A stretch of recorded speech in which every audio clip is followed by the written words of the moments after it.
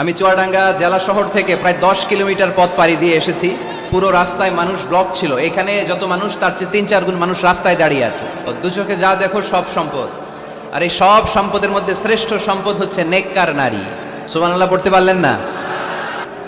তাই আমি বলি, নারীদের পেট হচ্ছে এটা খনির মতো। খনি, আপনারা কি তেলের খনির নাম শুনেছেন? তেলের খনি, গ্যাসের খনি, কয়লার খনি, সোনার খনি, হীরার খনি। এই খনিগুলোর মতো আমাদের মা বোনদের পেটগুলো খনি। এই মা বোনদেরকে যদি আমরা কোরআন শিখাই, হাদিস শিখাই, ইসলামী সাহিত্য পড়তে দেই, ইসলামী তাহাদিব, তামাদ্দুন, শিষ্টাচার, ভদ্রতা যদি তাদেরকে শিখাই, কোরআন সুন্নাহর আলোকে যদি তাদেরকে আমরা যত্ন নেই, তাহলে এই নারীদের পেট থেকে বড় বড় আল্লাহর ওলি বের হবে, আলোকিত মানুষ বেরোবে, হাফেজে কোরআন বেরোবে, মুফাসসিরে কোরআন বেরোবে। আর এই একই নারীকে যদি আমরা কোরআন শিক্ষা না দেই, ইসলাম শিক্ষা না দেই, এই নারীদের পেট থেকে বড় বড় চাঁদাবাজ আর টেন্ডারবাজ বেরোবে। চিল্লায় বলি ঠিক কিনা? এদের পেট থেকে বেরোবে বড় বড় দুর্নীতিবাজ, যারা দেশের টাকা, হাজার কোটি টাকা পাচার করে দেয় বিদেশে। এরকম আছে না নাই? এজন্য এই নারীদের পেটটা খনি, যত্ন নিতে হবে এদেরকে কোরআন দিয়ে, সুন্নাহ দিয়ে। আল্লাহ রাসূল সাল্লাল্লাহু আলাইহি ওয়াসাল্লাম বলেছেন, রিফকাম বিল কাওয়ারির, নারীদেরকে কাচের গ্লাসের সাথে তুলনা করা হয়েছে। আপনাদের বাসায় কাচের গ্লাস আছে না? কথা বলতে হবে, উত্তর দিতে হবে আওয়াজ করে বাঘের মতো। আপনাদের বাসায় কাচের গ্লাস আছে? এই কাচের গ্লাস আস্তে ধরতে হয়, আস্তে রাখতে হয়। পরিষ্কার করতে চাইলে, পরিচ্ছন্ন করতে চাইলে খুব স্মুথলি রাখতে হয়, স্মুথলি ধরতে হয়। জোরাজুরি করলে গ্লাস ভেঙে যায়। এইখানে কি ভাই, তোমাদের কি সমস্যা? মাহফিলটা সুন্দরভাবে হোক, তোমরা কি চাও? এ দুনিয়াতে যা দেখা যায় সব সম্পদ, আর এই সম্পদের মধ্যে শ্রেষ্ঠ সম্পদ হচ্ছে নেককার নারী। তাই বোনদেরকে যেন আমরা কোরআন সুন্নাহর পথে আসার সুযোগ করে দেই, তাদেরকে যেন ইসলামী লেকচার পড়ার সুযোগ করে দেই, ইসলামী বই পড়ার সুযোগ করে দেই। ইসলাম বলেছে, খায়রুকুম মান বুখিরা বিল উনসা, যে ঘরের প্রথম সন্তান কন্যা, ওই ঘরটারে বরকত দিয়ে ভরে দেয় কে? আপনাদের ঘরে সর্বপ্রথম মেয়ে হয়েছে কার কার? দেখি প্রথম মেয়ে কার? মাশাআল্লাহ, আমারও 2 মেয়ে, আপনার 2 মেয়ে, মাশাআল্লাহ। হাত নামান চড়াঙ্গার ভাইরা, হাত নামান। তো এই ঘরগুলো বরকতময়। আল্লাহ রাসূল সাল্লাল্লাহু আলাইহি ওয়াসাল্লামের 3 ছেলে ছিল, একজনও বেঁচে ছিল না। আল্লাহ নিয়ে গেলেন ছোটবেলায়। 4 মেয়ে ছিল, ওনারা বেঁচে ছিলেন। রুকাইয়া, যায়েনাব, উম্মি কুলসুম আর ফাতেমা। আওয়াজ করে পড়েন সুবহানাল্লাহ। ফাতেমা রাদিয়াল্লাহু তাআলা আনহাকে আল্লাহ রাসূল সাল্লাল্লাহু আলাইহি ওয়াসাল্লাম খুব বেশি ভালোবাসতেন। আল্লাহ রাসূল সাল্লাল্লাহু আলাইহি ওয়াসাল্লাম বলতেন, ফাতেমা তু বিদউম মিন্নি, ফাতেমা আমার কলিজার টুকরা। যে ফাতেমারে কষ্ট দেয় সেজন্য আমি নবীকে কষ্ট দেয়, আর যে ফাতেমার মুখে হাসি ফুটায় সেজন্য আমি বিশ্বনবীর মুখে হাসি ফুটাই। সুবহানাল্লাহ। রাসূল সাল্লাল্লাহু আলাইহি ওয়াসাল্লাম কোন সফরে গেলে সব শেষে ফাতেমা রাদিয়াল্লাহু তাআলা আনহার সাথে দেখা করে যেতেন। আবার সফর থেকে যখন আল্লাহ রাসূল সাল্লাল্লাহু আলাইহি ওয়াসাল্লাম ঘরে ফিরতেন, তখন এসেই আল্লাহ রাসূল সাল্লাল্লাহু আলাইহি ওয়াসাল্লাম ফাতেমা রাদিয়াল্লাহু তাআলা আনহার সাথে দেখা করতেন। নারীদেরকে খুব ভালোবাসতেন। বলতেন, রিফকাম বিল কাওয়ারির, কাচের গ্লাসের সাথে আল্লাহ রাসূল নারীদেরকে তুলনা দিয়েছেন। কাচের গ্লাস যেমনি আস্তে রাখি, আস্তে ধরি, আস্তে উঠাই, আমাদের মা বোনদের সাথে যেন আমরা খারাপ আচরণ না করি, আমরা যেন মেজাজ না দেখাই, আমরা যেন মুচকি হাসি দিয়ে কথা বলি। এদিকে বিবাহিত আছেন কারা কারা? আজকে দেখি বিবাহিত। এই ছোট বাচ্চারা, তোমরা হাত তুলো না আবার। মাশাআল্লাহ, হাত নামান। আপনারা বাসায় রাগারাগি করেন না তো? ভাবিদের সাথে রাগারাগি করবেন না। আপনার ব্যাপারে ভাবিদের কাছ থেকে আল্লাহ তাআলা সার্টিফিকেট নেবেন, খায়রুকুম খায়রুকুম লিআহলি, তোমাদের মধ্যে আল্লাহর কাছে ওই ব্যক্তি সবচেয়ে সেরা যে তার স্ত্রীর কাছে সেরা। এজন্য স্ত্রীর সাথে ভালো আচরণ করবেন, মুচকি হাসি দিয়ে কথা বলবেন। আল্লাহ রাসূল বলেছেন, তাবাসসুমুকা ফি ওয়াজহি আখিকা সাদাকা, you smile to your brother, it's a charity. তুমি তোমার ভাইয়ের দিকে তাকিয়ে যে মুচকি হাসি দাও, ওই মুচকি হাসি দিলেও সৎকার সওয়াব দেয় কে? আপনি স্ত্রীর সাথে মুচকি হাসবেন, সওয়াব আছে না নাই? স্ত্রীকে ভালোবাসার কথা শোনাবেন, সওয়াব আছে না নাই? এমনকি আল্লাহর হাবিব বলেছেন, অফি বুদআ আহাদিকুম সাদাকা, তোমরা শীতের রাতে স্বামী স্ত্রী যখন এক কম্বলের নিচে সময় কাটাও, ওই সময়গুলোর জন্য তোমার আমলনামায় সওয়াব দিয়ে ভরে দেয় কে? এজন্য আজকে থেকে মুচকি হাসি দিয়ে কথা বলবেন, আগে সালাম দিবেন। স্ত্রীকে আগে সালাম দিতে রাজি আছেন তো? আল্লাহ রাসূল সাল্লাল্লাহু আলাইহি ওয়াসাল্লাম ওনার স্ত্রীদেরকে আগে সালাম দিতেন। আম্মা জান আয়েশা বললেন, এত বছর বিশ্বনবীর সাথে সংসার করলাম, একদিন আল্লাহ রাসূল সাল্লাল্লাহু আলাইহি ওয়াসাল্লামকে আমি আগে সালাম দিতে পারি নাই। মাঝে মাঝে লুকিয়ে থাকতাম যে আজকে আগে সালাম দিব। কিন্তু আল্লাহ রাসূল সাল্লাল্লাহু আলাইহি ওয়াসাল্লাম এশার নামাজ পড়ে যখন ঘরে ঢুকতেন, ঘরে ঢোকার অনেক আগ থেকে আম্মা জান আয়েশাকে বলতেন, আসসালামু আলাইকুম ওয়া রাহমাতুল্লাহি ওয়া বারাকাতুহু। এজন্য আমরা যেন বেশি বেশি সালাম দেই। তো একজন নারী বরকতময় কিনা আমরা বুঝবো তার প্রথম সন্তান যদি কন্যা, তার মানে কন্যা আসলেই ঘরে বরকত আছে না নাই? আছে। এরপরে এই কন্যাকে যখন আপনি শিক্ষাদান করবেন, ভালো পাত্রের হাতে তুলে দিবেন, তখন ওই কন্যা বাবার জন্য জান্নাতের দরজা খুলে দেয়। সুবহানাল্লাহ পড়তে পারলেন না? এরপর সে যখন কারো স্ত্রী হয়, তার কাছ থেকে আল্লাহ তাআলা সার্টিফিকেট নেয় স্বামীর ব্যাপারে। তারপর যখন সন্তান সম্ভবা হয়, অনেক নারী বাচ্চা ডেলিভারি করতে যেয়ে মারা যায়। সন্তান ডেলিভারি করতে যেয়ে যে নারী মারা যায়, ওই নারীদেরকে কিয়ামতের দিন আল্লাহ শহীদদের কাতারে দাঁড় করায় দিবেন। আর যদি সহি সালামতে বাচ্চা ডেলিভারি করতে পারে, তাহলে ইসলাম বলে আল জান্নাতু তাহতা আকদামি উম্মাহাতিকুম। ও দুনিয়ার পুরুষেরা শোনো, তোমাদের পায়ের নিচে থাকে জুতা, জুতার নিচে থাকে বালু, আর এক একটা মায়ের পায়ের নিচে থাকে তার ছেলে মেয়েদের জান্নাত। পড়েন সুবহানাল্লাহ। ও গো মা, তুমি এই ধরনের শ্রেষ্ঠ নিয়ামত, তোমারই পদ তলে রয়েছে জান্নাত। ও গো মা, তুমি এই ধরনের শ্রেষ্ঠ নিয়ামত, তোমারই পদ তলে রয়েছে জান্নাত। সুবহানাল্লাহ পড়েন। আচ্ছা, এই দুনিয়াটাকে যদি 100 বার আমরা বিক্রি করে দেই, ওই বিক্রির টাকা দিয়ে জান্নাতের একটা টেবিলের দাম হবে? এই দুনিয়াকে 2000 বার বিক্রি করে দিলে যেই টাকা পাওয়া যাবে, ওই টাকা দিয়ে যদি জান্নাতের একটা চেয়ার কিনতে চাই, ওই চেয়ারের দাম হবে? তাহলে যে মায়ের 2টা পায়ের নিচে আল্লাহর 8টা জান্নাত পড়ে আছে, ওই 8টা জান্নাতের ওই পা 2টার দাম কত? রাসূল সাল্লাল্লাহু আলাইহি ওয়াসাল্লাম বলেছেন, লাউ কাতা'তা জিলদাক, তুমি তোমার গায়ের চামড়া কেটেও যদি মায়ের পায়ের জুতা বানিয়ে দাও, তাহলে ছোটবেলায় যে দুধ খেয়েছো, এক ঢোক দুধের শোধ কোনোদিন আদায় হবে না। চিল্লায় এখন সুবহানাল্লাহ। মায়ের এক ধার দুধের দাম, কাটিয়া গায়ের চাম, পাপোশ বানাইলেও ঋণের শোধ হবে না। এমন দরদি ভাবে কেউ হবে না আমার মাহাদু। ঠিক কিনা? এজন্য মা বাবা যাদের বেঁচে আছে, আমরা যেন মা বাবার কাছ থেকে দোয়া নেই। পীর সাহেবের কাছে যদি দোয়া নিতে যান, দোয়া কবুল হতেও পারে, নাও হতে পারে। গোটা বিশ্বের সব পীর সাহেব যদি এক গ্লাস পানির মধ্যে দোয়া পরে ফু দেয়, গোটা বিশ্বের সব ইমাম সাহেব যদি, খতিব সাহেব যদি এক গ্লাস পানির মধ্যে দোয়া পরে ফু দেয়, আর আপনার আম্মা শুধু সুবহানাল্লাহ বলে যদি আরেক গ্লাস পানির মধ্যে ফু দেয়, আপনার মায়ের দোয়াটা মুহূর্তে আল্লাহর দরবারে কবুল হয়ে যাবে। এজন্য আব্বা আম্মার দোয়া নিতে রাজি আছি তো? যাদের আব্বা আম্মা বেঁচে আছে, আল্লাহ যেন হায়াত দারাজ করে, আমরা পড়ি আমিন। যারা আমরা আমাদের আব্বা আম্মা, আমাদের বটবৃক্ষগুলোকে হারিয়েছি, তাদের কবরগুলোরে আল্লাহ জান্নাতের বাগান বানিয়ে দিক, আমরা পড়ি আমিন। আমরা যে বইটা থেকে কথা শুনবো, চুয়াডাঙ্গার ভাইরা দেহের সবটুকুন শক্তি গলার মাঝ বরাবর এনে আওয়াজ করে বলেন তো, এই বইটার নাম কি? এই কোরআনে কোনো ভুল আছে? সন্দেহ আছে? সংশয় আছে?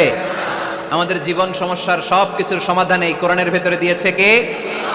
সমাধান চাও যদি জীবনে মরণে, ফিরে যাও খুঁজে নাও, চোখ রাখো কোরআনে।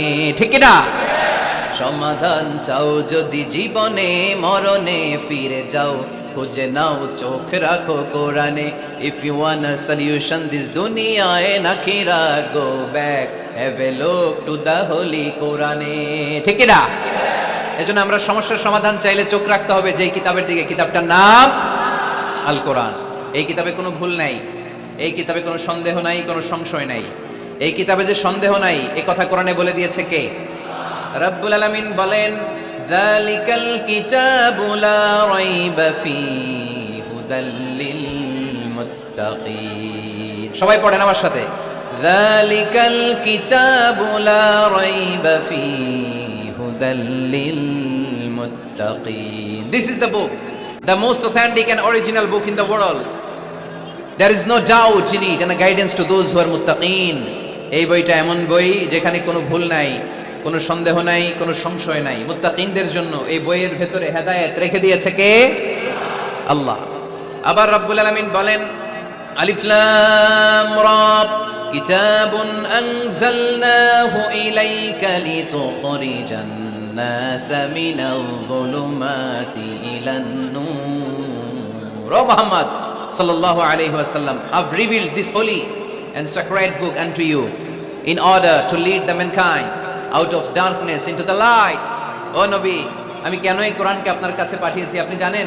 অন্ধকারাচ্ছন্ন মানুষগুলোকে আলোর পথে নিয়ে যাওয়ার জন্য, জাহান্নামীগুলারে জান্নাতি বানানোর জন্য, রাম আর বামপন্থী গুলার ডানপন্থী বানানোর জন্য চিল্লায় বলো ঠিক কিনা? এজন্য কোরআনের সাথে আমাদের অ্যাটাচমেন্ট বাড়ানোর দরকার আছে না নাই? আমরা যেন বেশি বেশি কোরআনের সাথে সম্পর্ক বাড়াতে পারি, কোরআনকে যেন আমরা বন্ধু বানাই। আমাদের বন্ধু হবে কোরআন। আমাদের বন্ধু হবে কি? আমাদের নিঃসঙ্গ সময়ের বন্ধু হতে হবে কোরআন। এই কোরআন যদি দুনিয়াতে আমরা বন্ধু বানাতে পারি কোরআনকে, কবরেও এই কোরআনকে আমাদের বন্ধু বানায় দিবে কে? কিয়ামতের ময়দানেও এই কোরআনকে আমাদের জন্য সুপারিশকারী করে বানাবে কে? সেই মহাবিশ্বের মহাবিশ্বয় গ্রন্থ আল কোরআন আল কারীম থেকে আমি একটা সূরার কিয়দাংশ তেলাওয়াত করেছি আজকের চুয়াডাঙ্গার এই বিশাল জনসমুদ্রে। এই সূরার কিছু মেসেজ এই চমৎকার রজনীতে আপনাদের সাথে আমি শেয়ার করব। আওয়াজ করে পড়তে হবে ইনশাআল্লাহ। কোরআনের যেখান থেকেই বলি ওইখান থেকে বরকত আছে না নাই? অনেকে বলে হুজুর ওই এলাকায় পর্দার ওয়াজ করছেন, এখানে পর্দার কথা বলেন কেন? বলে না? অনেকে বলে হুজুর ওই জেলায় নামাজের ওয়াজ করছেন, তো এই জেলায় আবার নামাজের কথা কন কেন? হুজুর ওইখানে সুদ খাওয়া যাবে না বলছেন, এইখানে বলেন কেন? নামাজ কি শুধু ওই জেলায় লাগবে? পর্দাকে শুধু ঢাকাবাসীদের জন্য লাগবে, চুয়াডাঙ্গায় লাগবে না? আমরা সূরা ফাতিহা প্রতিদিন কয়বার পড়ি? ফরজ নামাজে 17 বার, সুন্নত সহ 40-45 বার। যে ব্যক্তি 50 বছর ধরে নামাজ পড়ে, এই বেটা যে কয় লক্ষ বার সূরা ফাতিহা পড়ছে বেটা নিজেও জানে না, ঠিক কিনা? আচ্ছা, আপনারা কি জানেন যে সূরা আর রহমানে একটা আয়াত আছে, যে আয়াতটা আল্লাহ বারবার বারবার ওই সূরার ভেতরে উল্লেখ করেছে, সূরা আর রহমানে? জানেন কি আয়াতটা কি? কি আয়াত? ফাবিআইয়ি আলা রাব্বিকুমা তুকাদ্দিবান। এই আয়াতটা আল্লাহ তাআলা একবার দুইবার নয় 31 বার উল্লেখ করেছেন সূরা আর রহমানের ভেতরে। সুবহানাল্লাহ পড়েন। তার মানে জরুরি কথা সব জায়গায় বলতে হয়, বারবার বলতে হয়, চিল্লায় বলতে হবে, ঠিক কিনা? আজকে আমরা সূরা দোহা থেকে কথা শুনবো। সূরাতুদ দোহা, আওয়াজ করে বলেন তো সূরাটার নাম কি? এই আপনাদের গলার আওয়াজ। সারা বিকাল আর সন্ধ্যায় চিল্লাচিল্লি করতে করতে আপনাদের এনার্জি শেষ, তাই না? সূরাটার নাম সূরাতুদ দোহা। আওয়াজ করে বলেন তো সূরার নাম কি? মাশাআল্লাহ, আওয়াজ আছে তো? এনার্জি শেষ হয়ে যায় না এখনো বেঁচে আছে চুয়াডাঙ্গার লোক।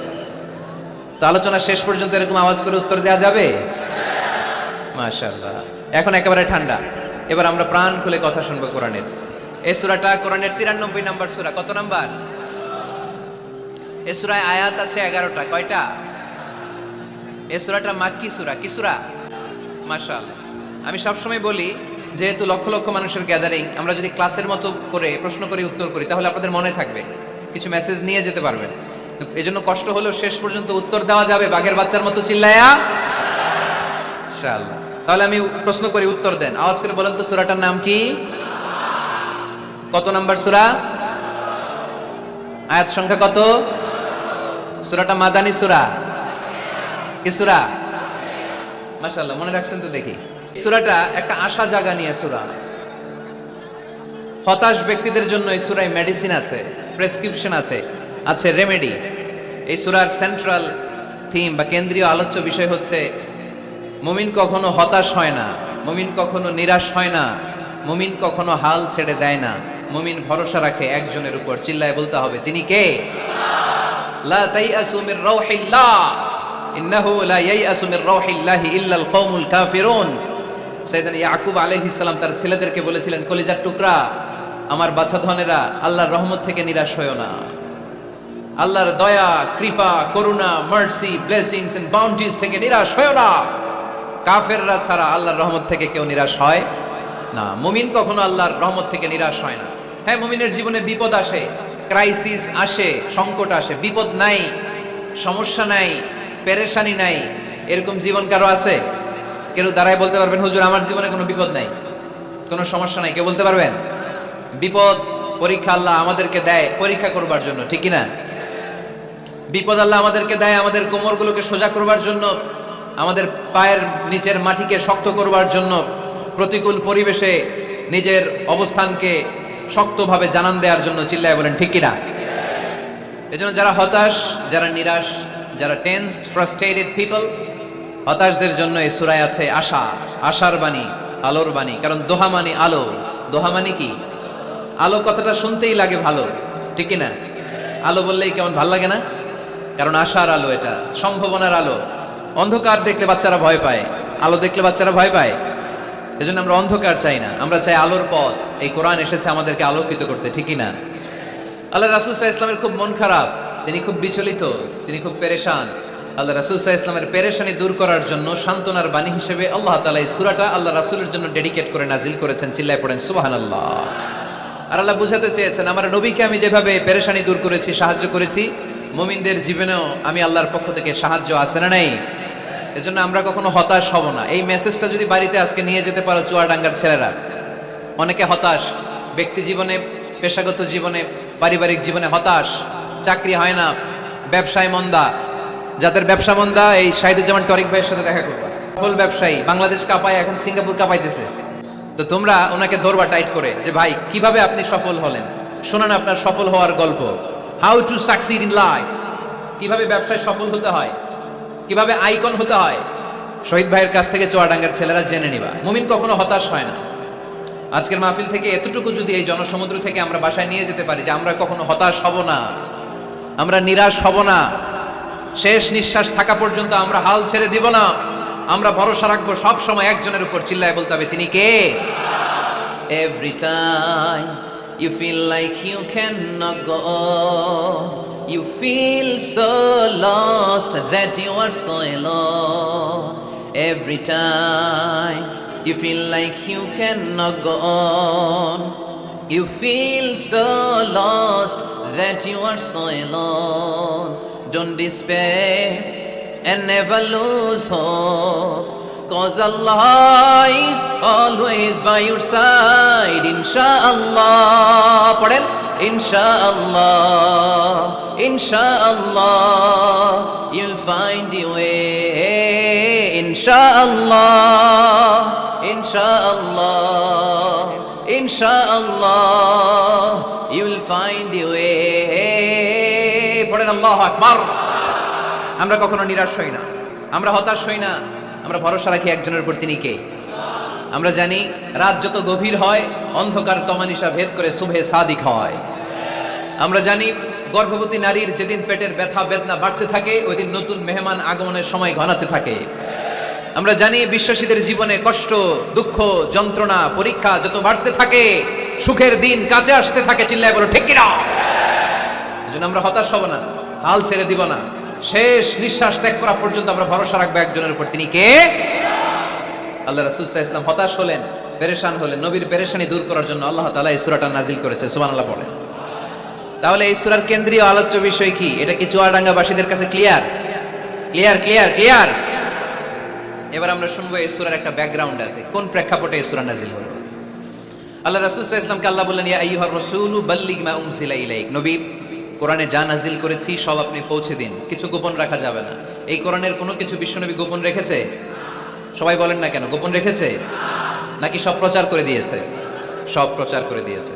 হঠাৎ করে হেরা গুহায় বিশ্বনবীর কাছে নাজিল হলো, ইকরা বিসমি রাব্বিকাল্লাযী খালাক, খালাকাল ইনসানা মিন আলাক, ইকরা ওয়া রাব্বুকাল আকরামুল্লাযী আল্লামা বিল কলম, আল্লামাল ইনসানা মা লাম ইয়ালাম। পড়েন সুবহানাল্লাহ। আল্লাহ নাজিল করলেন, নবী পড়ো, তোমার প্রভুর নামে যিনি সৃষ্টি করেছেন, তুমি যা জানতে না তা তোমার রব তোমারে শিখিয়েছেন, কলমের মাধ্যমে তোমাদেরকে জ্ঞান দিয়েছেন। সুবহানাল্লাহ। ইকরা বিসমি রাব্বিকাল্লাযী খালাক, read in the name of your lord who has created. পড়ো তোমার প্রভুর নামে। কোরআনের প্রথম বাণী পড়ো। কোরআনের প্রথম বাণী কি? সবাই বলেন, প্রথম বাণী কি? আল কোরআনের প্রথম বাণী পড়ো, আল হাদিসে নবীর কথা পড়ো। আল কোরআনের প্রথম বাণী পড়ো, আল হাদিসে নবীর কথা পড়ো। পড়ে পড়ে শেখো, শিখে শিখে তুমি তোমার নিজের জীবন গড়ো। সুবহানাল্লাহ পড়েন। পড়ে পড়ে নিজের জীবন গড়তে হবে। নাজিল হলো ইকরা বিসমি রাব্বিকাল্লাযী খালাক, যা নাজিল হলো নবী প্রচার করে দিলেন।